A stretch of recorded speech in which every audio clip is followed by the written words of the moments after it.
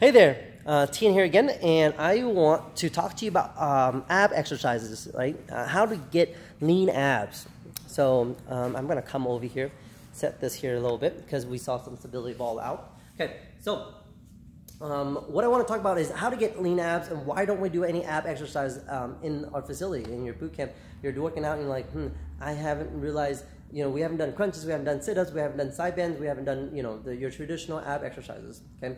Couple questions. One, we do it, you just don't realize that you do it, so this is probably why you might be sore in your core, okay? If you're not sore, then you probably aren't lifting heavy enough, and I'll go into that in a little bit. But here's the thing, let's go over anatomy of your core real quick. Your core is actually wrapped around your whole midsection, and your core does one thing for you, one thing, it keeps you upright. So but if your core is really strong, it prevents you from doing this, right?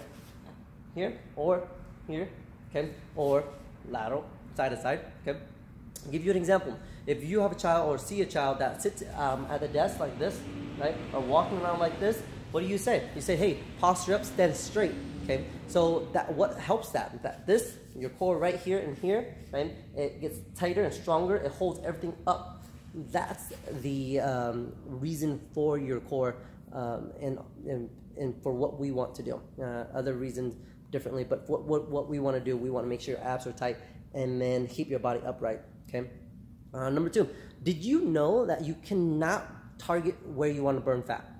Right? So it doesn't matter how many times you do crunches, sit-ups, and all that, your body burns no fat at all. There's several studies that's out there, but you can't. And this is all genetics. This is why you have different body types. And if we could burn where we want, we wouldn't have body types, right? We wouldn't have pear shape, apple shape, hourglass, whatever else they're out there, right? So I want to make sure that we understand that your core does one thing to keep you upright.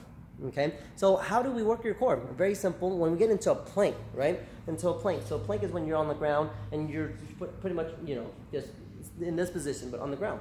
Why does that work? Because this, right, is working to hold you straight, right? Same thing with farmer carry. You grab a set of weights. If you haven't done farmer carry, don't worry, we'll get to them. Grab a set of dumbbells on each side and you're holding them. They're so heavy that what happens is that this happens. Right? The kettlebell is holding down. So because of that, you have to engage your core, engage your abs, hold you upright. And that's why we do the movements like that. Same thing with squat. You hold a weight, right? And you're squatting, right? Let me stand back. And you're squatting, right? If you're holding a weight and it's so heavy, it's naturally for your body to do this. But you're working so that way your body's like this as you're coming down. So because of that, your core is working extra hard.